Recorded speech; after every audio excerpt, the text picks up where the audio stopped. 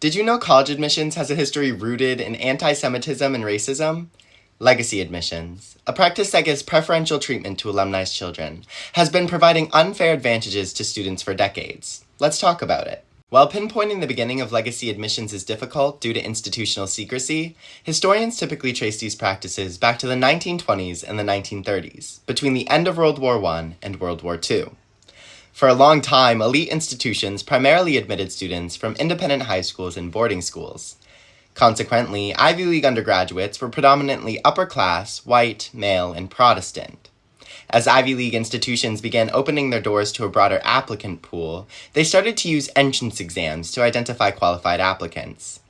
This shift led to an increase in applications, including a significant number from Jewish immigrants. Many elite institutions, such as Harvard, Yale, and Columbia, feared that this influx would deter upper-class white Protestants from applying, and they knew they would have to do something in order to maintain their elitist composition they held before. After several meetings behind closed doors, these institutions started to turn to holistic admissions, then known as character-based admissions, which used both academic and non-academic factors when evaluating applications. These processes were inherently discriminatory, incorporating restrictive quotas and giving descendants of an alumni an edge in the process.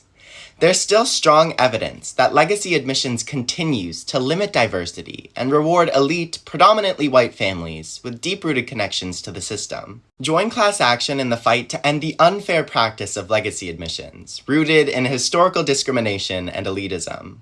By sharing this message, signing petitions, and supporting related legislations, we can all help to ensure that college admissions is based on merit, not lineage.